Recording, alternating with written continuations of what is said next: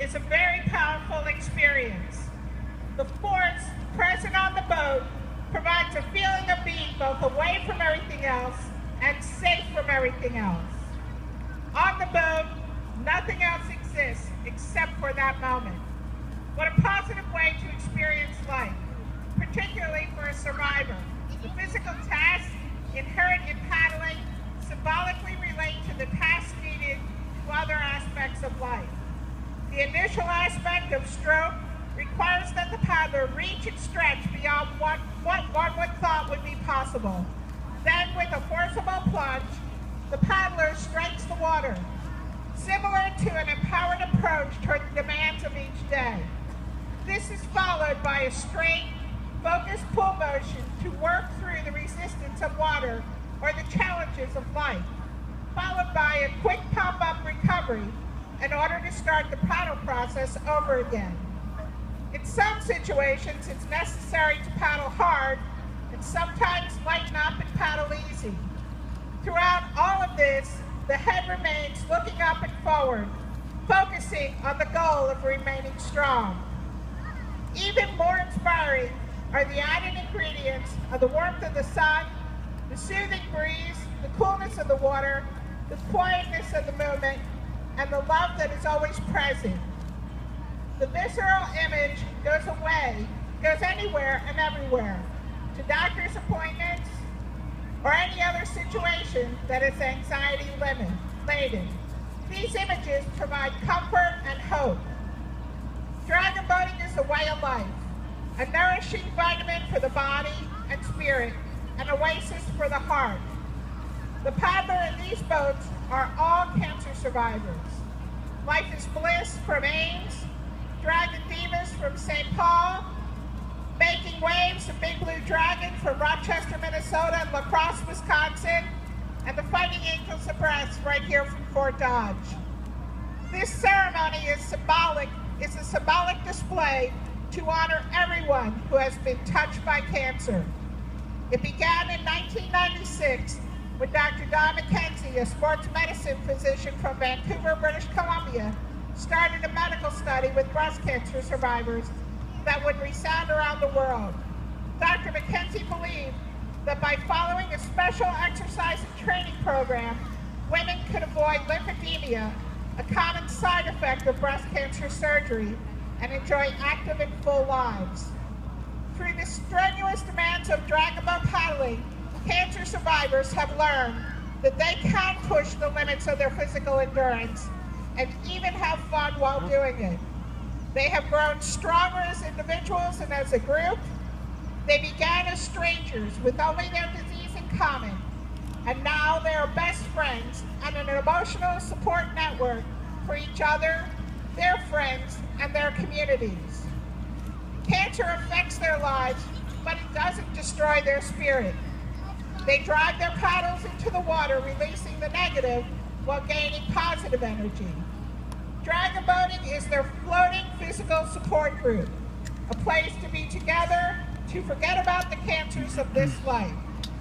There are many stories behind the faces you see on all of those paddlers. There are countless supporters whose love and support gave many of these survivors the strength to cope. Supporters who have loved each and every survivor through the toughest fight of their lives.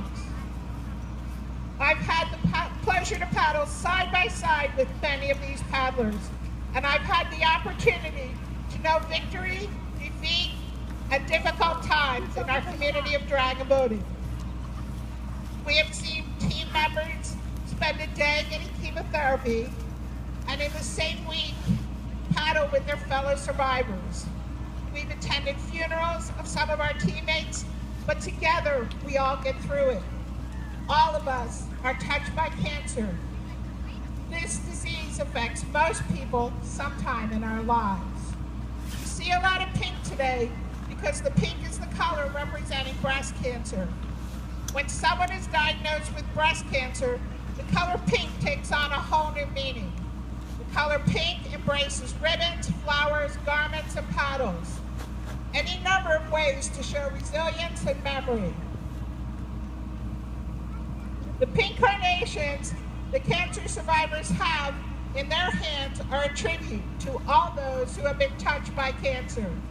Please join me in a moment of silence to honor those who have battled this disease and won, and to remember all of those who have lost their battle.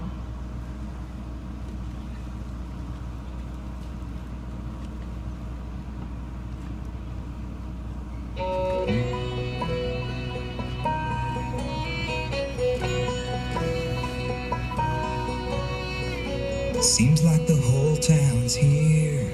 Friends and ribbons fill the park. She knows she's not alone. It makes her smile and it breaks her heart. Her daughter is holding her hand, a balloon tied on her wrist. She says, "Mommy, everyone's dressed in pink. Look how pretty it is." And it reminds her of coming here when she was just a little girl, holding her own mother's hand. It was an innocent world. When pink was just a color and ribbons tied back hair. Every race was just for fun, and she ran without a care. Today is one step closer to being like back then, when pink is just a color again. Now her daughter's on grandpa's shoulders, waving above the crowd. She steps up to the starting line and takes a long look around. She sees posters held up high, white candles being lit for mothers and daughters, sisters and wives that are being missed. But her mother is still with her as a picture on her shirt.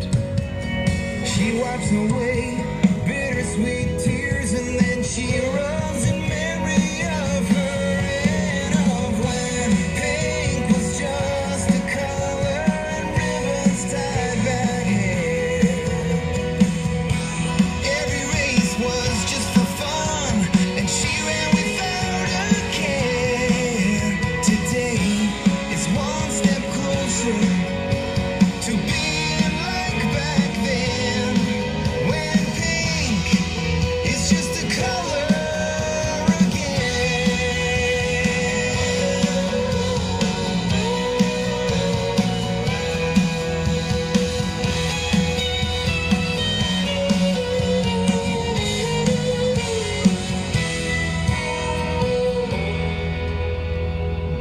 When pink is just a color and ribbons tie back hair,